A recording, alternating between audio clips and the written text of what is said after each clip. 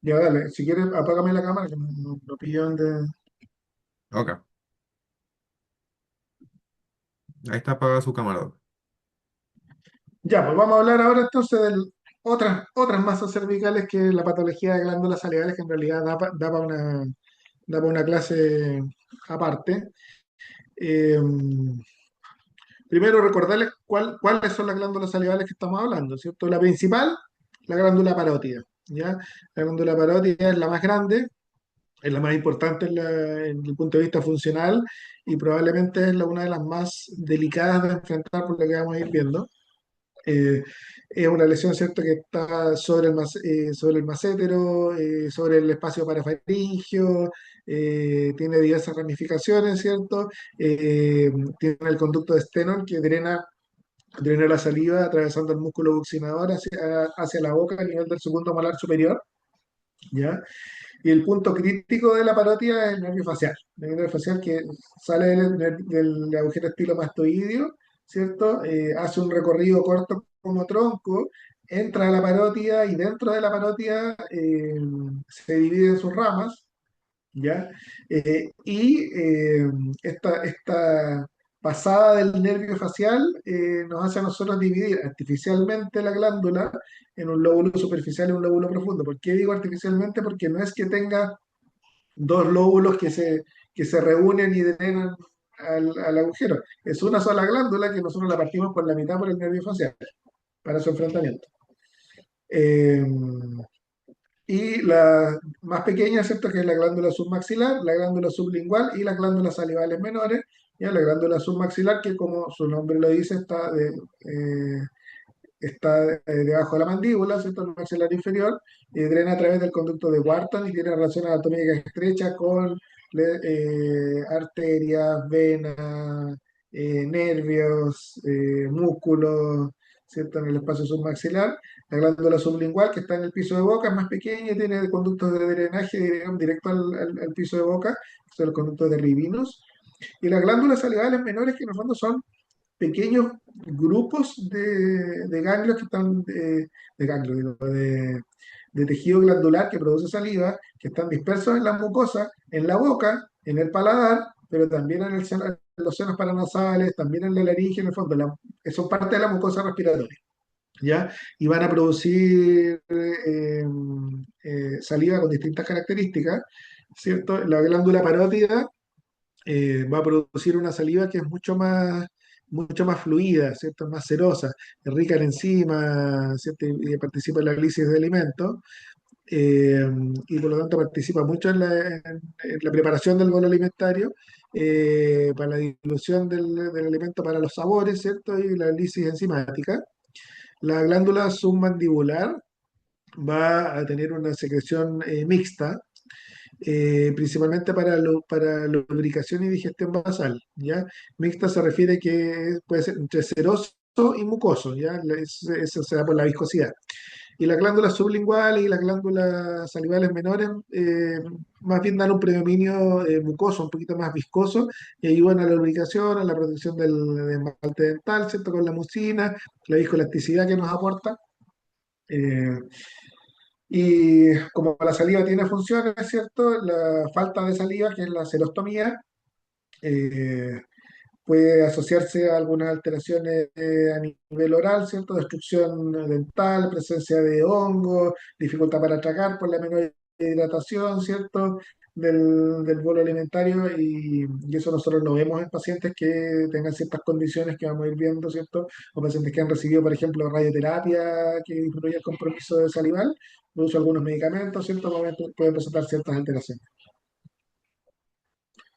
Entonces, como les decía, la parótida no es que tenga dos lóbulos anatómicos diferentes, sino que el paso del nervio facial nosotros nos divide, ¿cierto? Y como aparece ahí en el esquema, el tronco se divide en ramas, ¿cierto? Ramas a nivel frontal, temporal, psicomática y bucal, y esto tiene gran importancia al momento de enfrentar una cirugía, ¿cierto? O enfrentar un caso de compromiso de parotida. Eh, y a nivel cervical, ¿cierto? Va a tener ramas marginal que va a dar la movilidad de la comisura labial, ¿cierto? Y también una rama cervical. Eh, y esta presencia de este nervio es lo que nosotros nos demora una cirugía, por ejemplo, de una lesión de parótida, ¿cierto? Eh, por la necesidad de hacer la disección del nervio facial. En general, las glándulas salivales van a tener una estimulación tanto la vía simpática como parasimpática, ¿cierto? A nivel de distintos núcleos, eh, y todos estimulan la producción salival. ¿Ya? Algunos medicamentos, ¿cierto? Por ejemplo, antidepresivos, antihistamínicos, todos hemos escuchado de alguien que toma un antihistamínico y se le seca la boca, ¿cierto? Eh, van a, van a producir una menor secreción salival y eso puede llevar a su vez a algún tipo de patología obstructiva o infecciosa que vamos a ir revisando. Entonces, supongamos que un paciente tiene un aumento de volumen, ¿cierto? Y nosotros ya hicimos lo que teníamos los pasos anteriores y concluimos que este aumento de volumen es de una glándula salival, ¿ya? Nos vamos a preguntar nosotros si esto es algo agudo o algo crónico, ¿cierto? O sea, si tiene un aumento de volumen que lleva mucho tiempo o algo que partió recién. Si es algo recurrente, le ha pasado otras veces, ¿cierto? Si es unilateral o es bilateral, porque hay lesiones que podrían ser multifocales, ¿ya?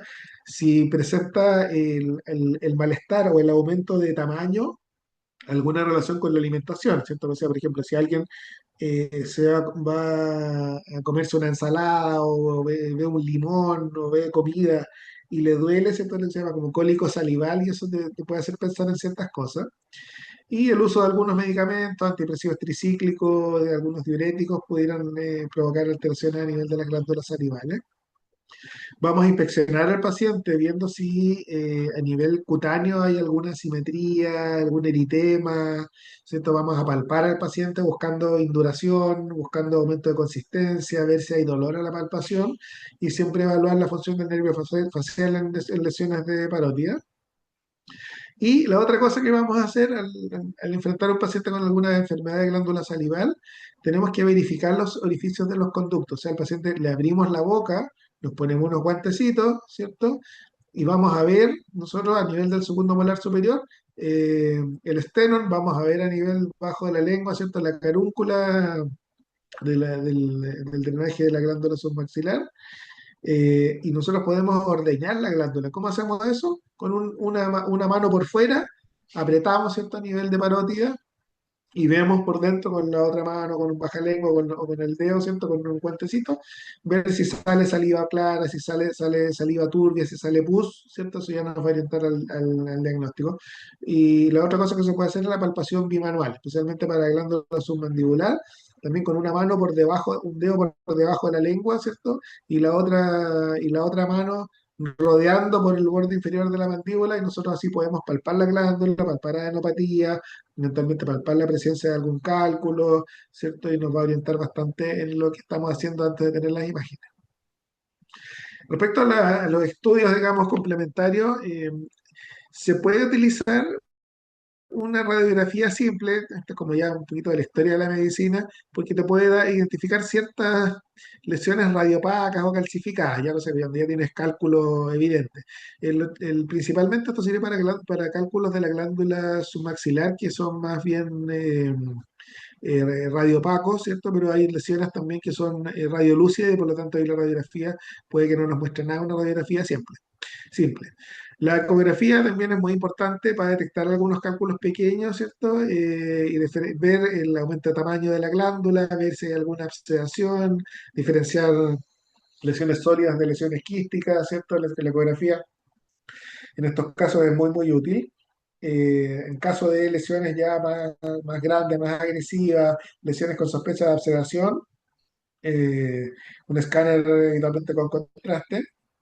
Existe un examen que se llama la cialoendoscopía, ¿ya? En que ese es un examen endoscópico. Hay unos endoscopios muy chiquititos, flexibles, y que se puede con un poquito de anestesia local canalizar el conducto de drenaje de la glándula que vamos a estudiar, eh, y ir mirando con esta cámara y eventualmente hacer también tratamientos, hacer irrigaciones, hacer retiro de tapones mucosos, hacer retiro de cálculos con unas pinzas especiales. Esto es espectacular, pero en Chile está súper poco disponible, que yo sepa la clínica Las Condes, y no sé si en otro lado más, me imagino que la alemana, eh, pero es algo que existe y que la verdad que es bastante útil.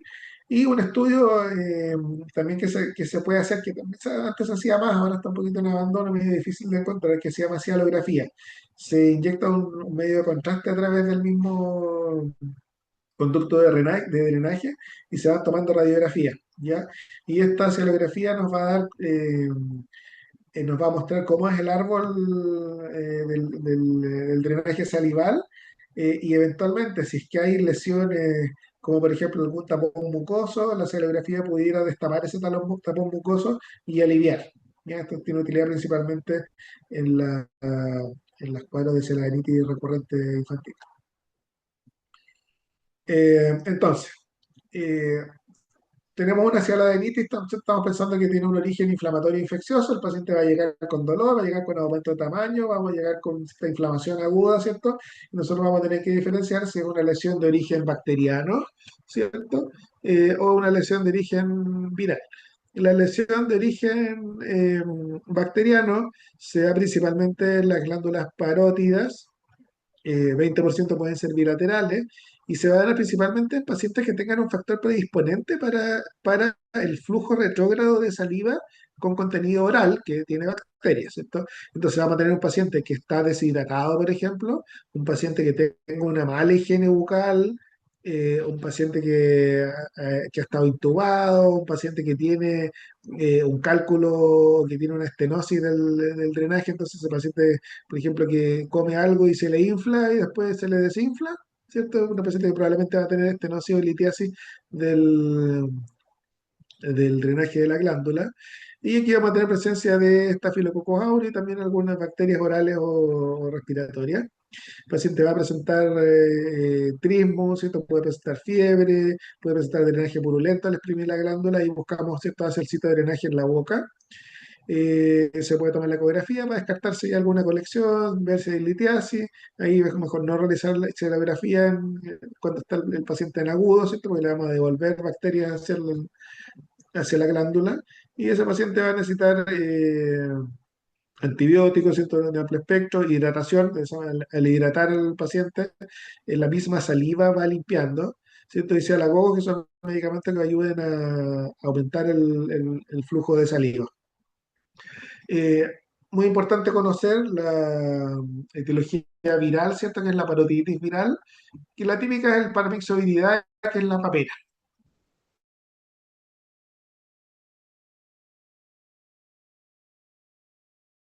que todos deberíamos tenerla, que la inmunidad les haya bajado, ¿cierto? Y va a tener un cuadro de pródromos con cefalea, dolor muscular, y va a tener este aumento de volumen parotidio, ¿cierto? Y la gran mayoría de las veces es bilateral, ¿ya? El dolor le aumenta con la masticación, ¿cierto? No hay habitualmente eritema, pero sí este aumento de volumen, ¿ya?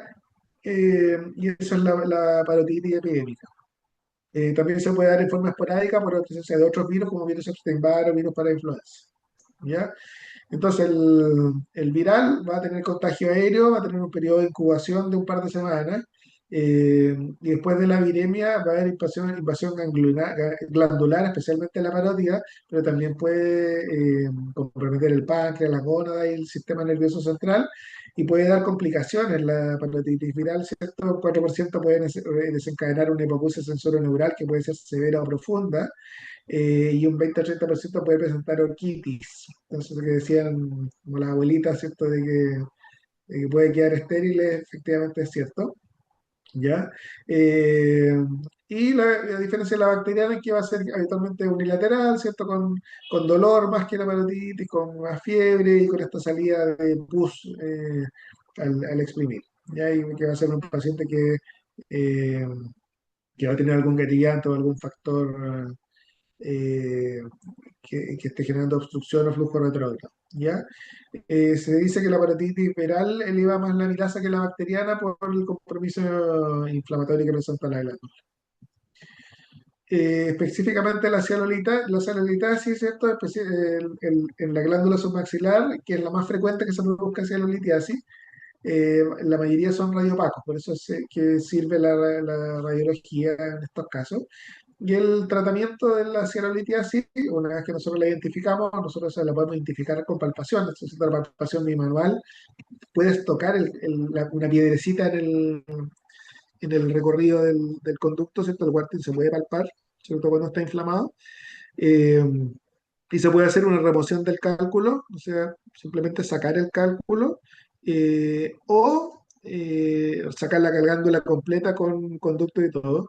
Y eso va a depender de si logramos nosotros identificar y sacar el cálculo, que eso se saca por un acceso vía oral con marsupialización del conducto, ¿cierto? O si el cálculo está más cerca de la glándula, en ese caso no vamos a llegar por la boca, eh, o está generando una inflamación crónica de la glándula, en ese caso es preferible hacer una cirugía por una cervicotomía pequeña.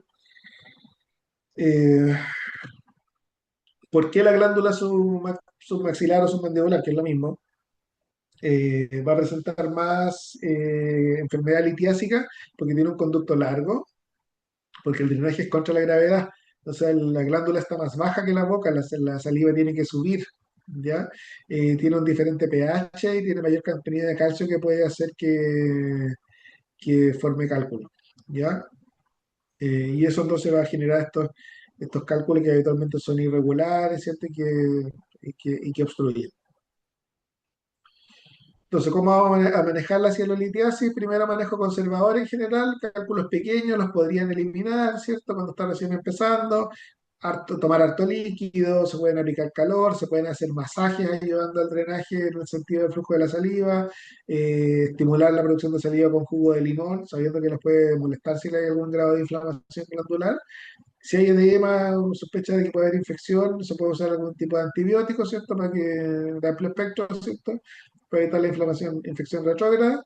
En segundo lugar, si hay cálculos anteriores, se puede hacer una restricción del cálculo por la boca o con endoscopía. Y ahí hay que agarrar el cálculo y tratar de que no se nos devuelva hacia la glándula, ¿cierto? Y ya en una etapa más avanzada, o lesiones que no podemos retirar el cálculo, la resección de la glándula en sí. Eh, otro caso importante de conocer es la enfermedad de Sjögren, ¿cierto? Que ya es una patología autoinmune, ya que se puede dar en el contexto de algunas otras patologías eh, autoinmunes. Y esto se va a producir una infiltración de la glándula exocrina, ¿cierto? Que va a producir boca seca, ¿cierto? Que es la xerostomía, pero también puede producirse el oftalmo con ojo seco y puede haber afectación de otras glándulas. Eh, y ahí es importante que si pues, se está ocupando medicamentos que causen disminución de producción de saliva, los vamos a suspender, o sea, suspender los antialérgicos, por ejemplo. Si el paciente es muy alérgico, bueno, manejarlo con inhaladores nasales y no con antihistamínicos orales, ¿cierto? Anticolinérgicos, antidepresivos, eventualmente pueden eh, empeorar el cuadro. Y el pilar del diagnóstico aquí, aparte del estudio inmunológico, ¿cierto? Es la biopsia de glándula salival menor, habitualmente a nivel de labio, sacando un losango que incluye algunas glándulas para poder hacer el estudio histológico que va a mostrar un grado de infiltración linfocitaria, formación de folículos linfoides, presencia de quistos ductales. Que es el manejo principalmente sintomático. Eh, y pasamos al tema de tumores de glándula salival, ¿cierto? Eh, Mientras más chica sea la glándula, más posibilidad de que un tumor de glándula salival sea maligno, ¿cierto? Entonces la parótida, que es la más grande, va a presentar el 80% del total de tumores, pero el 80% son benignos. En la submaxilar, ¿cierto? 10 a 15%, más benignos que malignos, y las glándulas sublinguales y las glándulas menores son las que afortunadamente tienen menos tumores, pero el 80% son malignos. Entonces, si tenemos una lesión, por ejemplo, de glándula menor del paladar, ¿cierto? Tenemos que pensar que hay un 80% de que esa lesión sea maligna. ¿Cierto? A diferencia si tenemos una masa a nivel de la cola de la parótida, eso 80% que sea una lesión benigna. ¿Cierto? Considerando, por supuesto, lo que habíamos conversado de las características del examen físico, ¿cierto? La consistencia del tumor. ¿Cuál es el tumor benigno más frecuente? El adenoma pleomorfo. ¿ya? 90% de los tumores salivales adenomapleomorfos, ya predominan en sexo femenino, generalmente son lesiones unilaterales que van con un crecimiento lento, que en general dan pocas molestias, poco dolor, estéticamente se ve esta masa, ¿cierto? Redondeada, eh, y que tiene riesgo en la cirugía, uno por lo que habíamos hablado del nervio facial, ¿cierto? Pero también tiene riesgo de haber una recurrencia porque hay un compromiso a veces microscópico extracapsular, ¿cierto? Que hace que haya un cierto grado de recurrencia. Y también existe la posibilidad, no es tan frecuente, pero existe que un adenoma pleomorfo se transforme en el largo plazo a un carcinoma de hexadenoma, que es una lesión maligna. Eh, Otra lesión con relativa frecuencia, tumor benigno, digamos, segundo más común, el cistadeno-linfoma, tumor de Warthin, que esto ya es más común en los hombres, asociado al tabaquismo, muy común encontrarlo en la cola de la parótida y tiene más posibilidad de que sea bilateral, a diferencia de la hemopleomorfo, que habitualmente se da unilateral. Y ya de los malignos, ¿cierto? El más frecuente es el carcinoma mucoepidermoide, que el tumor maligno más frecuente de la glándula parótida, ¿cierto? Va a tener, ya al momento de tener la biopsia, clasificaciones histológicas con distintos grados de agresividad que te van a dar un factor pronóstico importante, ¿cierto? Y cuando son de alto grado, tienen más riesgo de presentar metástasis ganglionares. Importante que el enfrentamiento quirúrgico con una resección completa tiene una recurrencia de un 3% versus el 70% cuando hay una resección incompleta con márgenes cercanos.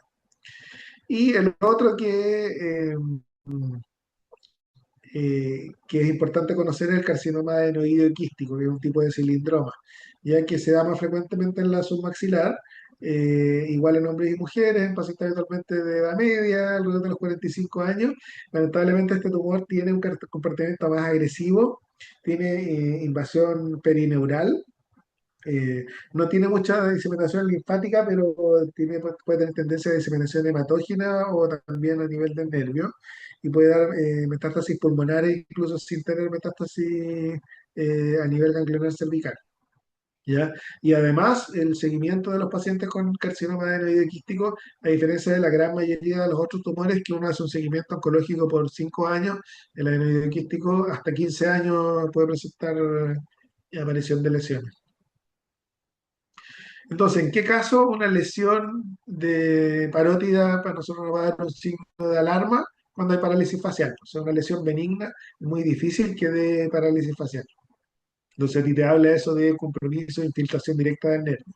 Cuando hay dolor neuropático, o sea, te da una neuralgia, ¿cierto? Te da compromiso del hipogloso, eh, eso también hay que sospechar que puede haber una lesión maligna. Eh, Cuando había una lesión y empieza a crecer más rápidamente, se fija a piel o hay compromiso a nivel de planos profundos con fijación, también eso te tiene que hacer pensar en una lesión maligna o en una transformación maligna como lo habíamos conversado. La aparición de adenopatías cervicales, ¿cierto? También te hace sospechar, ¿cierto?, que pudiera ser una lesión maligna. Y si hay una ulceración, se rompe la barrera cutánea, eso también es propio de lesiones malignas. ¿Cómo enfrentar a este paciente? En la ecografía, ¿cierto? Para tener la primera aproximación para las glándulas salivales mayores, determinar la localización, determinar la presencia de linfonodos, ¿cierto? Determinar la consistencia, muy importante. Resonancia magnética acá tiene gran utilidad porque nos da una buena definición de parte blanda, ¿cierto? Nos va a determinar exactamente el tumor, la invasión de los tejidos blandos, ¿cierto? La presencia de anapatía. Y el escáner con contraste, o más que nada el PET-CT, cuando queremos hacer investigación de metástasis a distancia, ¿cierto? Y lo poder identificar a nuestro paciente. Aquí, al igual que en las lesiones del cuello que habíamos hablado antes, es recomendado hacer punciones con aguja fina para tener la histología antes de plantear una cirugía más radical. En ilusiones eventualmente con aspecto imagenológico benigno, pero podría, digamos, no ser necesaria. Eh, pero si hay duda, la PAF es el examen que tenemos que solicitar. Y evitar enucleaciones, evitar biopsias, biopsias incisionales, ¿cierto? Porque podemos producir siembra, podemos aumentar la tasa de recidiva, podemos pasar a llevar el nervio, eh, podemos producir una fístula, entonces la idea es tener el plan de lo que vamos a hacer y si se va a sacar, sacar completo como corresponde.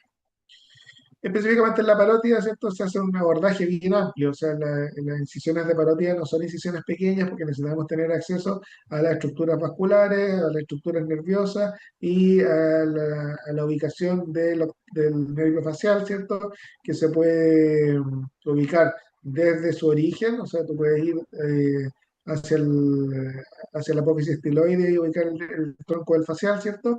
O puedes ir identificando cada rama y hacer una identificación retrógrada tratando de identificar cada ramita para hacer la disección cuando vamos a hacer la resección superficial.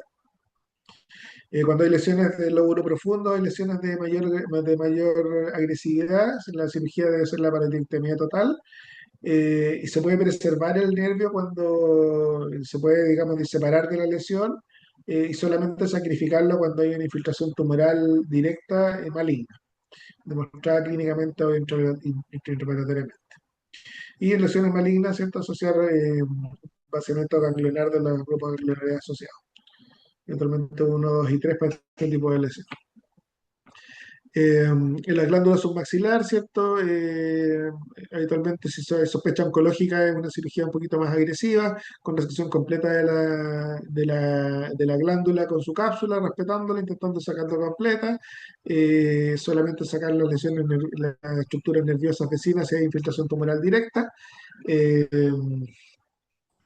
ella es el vaciamiento ganglionario, ¿cierto? Igual que el caso anterior. En glándulos salivales menores, resección tridimensional con márgenes oncológicos eh, y disección de cuello si está indicado por el tipo de lesión. Muchos de estos pacientes van a requerir radioterapia, ¿cierto? Post tratamiento si no tenemos buenos márgenes, hay una lesión de alto grado, hay infiltración de tejidos vecinos, hay infiltración perineural, ¿cierto? Hay compromiso ganglionar, especialmente con la extensión extracapsular, eso puede necesitar radioterapia adyuvante. Entonces, a modo de resumen, ¿cierto? Vamos a tener un aumento de volumen de una glándula salivar, tenemos que ver si es agudo, si es crónico, ¿cierto? Si es focal solamente de una glándula o de varias glándulas, y ahí nosotros podemos irnos ordenando, ¿cierto? En los orígenes. Existen algunas que no hemos mencionado, ¿cierto? Que pueden provocar aumento de volumen ganglionar, y pues, que aquí aparece, por ejemplo, la bulimia asociado a los episodios de vómito, puede haber como un cuadro agudo multifocal con un aumento de tamaño de glándula salival.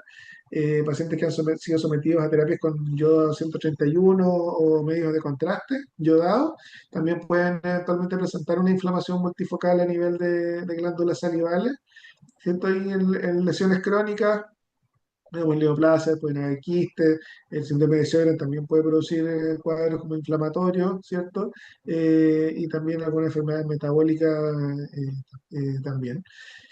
Y existen otros cuadros en que en realidad tú ves un aumento de tamaño, ¿cierto? A nivel de la glándula y que no sea un aumento de tamaño glandular, ¿cierto? Por ejemplo, la hipertrofia del macétero, ¿ya?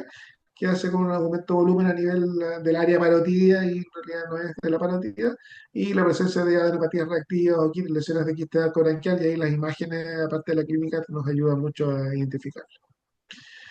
Eso, entonces, recordar como última diapositiva que las lesiones, las de glándula, las glándulas más grandes tienen más posibilidad de benignidad, las glándulas más pequeñas más posibilidad de malignidad. Principal en la parotia, crecimiento lento de pleomorfo, evitar biopsias a ciegas, la punción con aguja fina, nos guía para el diagnóstico, la resonancia lo va a limitar y el tratamiento habitualmente es con cirugía, en el caso de lesiones malignas, ¿cierto? Y la aparición de parálisis facial, de compromiso neurogénico, rápido crecimiento, hay que pensar en una lesión oncológica y llevar rápidamente. Eso.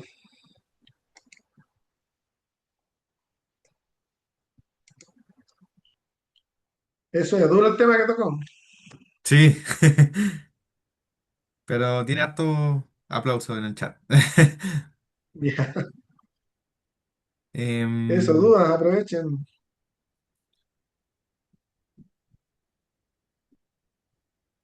em, No sé si, Doc, yo tenía algunas consultas respecto como al manejo no farmacológico de los cálculos a nivel de las glándulas salivales. Em, en general, como qué podemos manejar nosotros como médicos generales para estos pacientes? Mira, importante que tomen harto líquido, siempre que el paciente no esté con dolor, porque el paciente que con el aumento de volumen, o sea, cuando tú produces saliva, la saliva, ¿cierto? Te hace como un embudo y se va a ajustar hasta el conducto, ¿cierto? Entonces, hay pacientes que tú los haces, que comen y se les acumula la saliva y se les inflama y les queda así una pelota. Y te dicen, "Mire, doctor, yo como y se me inflama y después se me desinfla, ¿cierto? La misma saliva te ayuda en el fondo a ir lavando el cálculo, ¿ya? Y muchas veces los cálculos no son una piedra grande, sino que a veces es como una especie como de barrito o un tapón mucoso con saliva espesa. Entonces, hacerlos que tomen harto líquido, que chupen un limón, ¿cierto?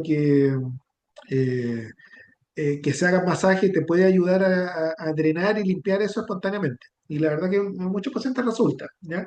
Ahora, diferente si el paciente está con una inflamación, porque ya hubo flujo retrógrado de bacterias de la boca y el paciente está con una sialadenitis, tienes que desinflamarlo primero, ¿ya?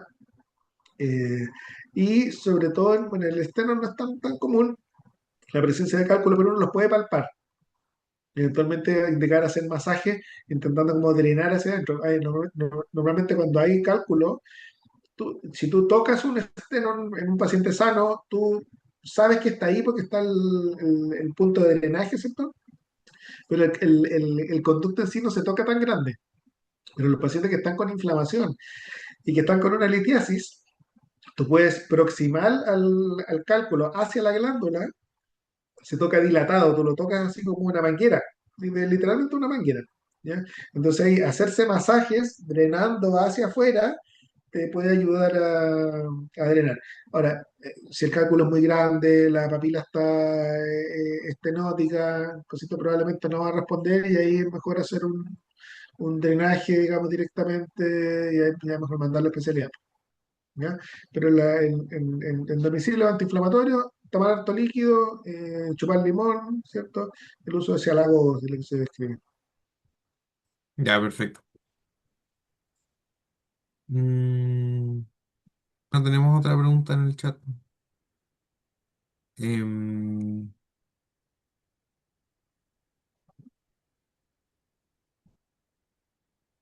ya. Bueno, entonces estaríamos. Esperemos que sigan vivos los participantes por ahí.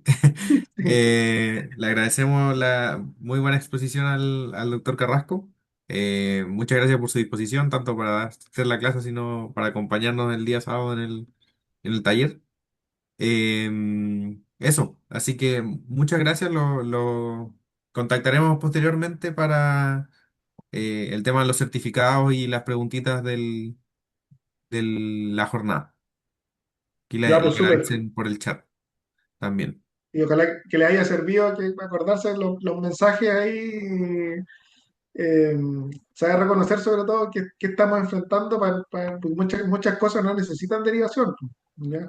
Y otras que sí. Y eso es lo más importante cuando uno, como médico general, yo fui general de zona antes de ser especialista, así que uno sabe que hay que, con lo poco que tiene, tratar de lograr el mejor resultado y evitar derivaciones innecesarias y también evitar demoras innecesarias. Exactamente. Ya, muchas gracias, doc. Ya, pues,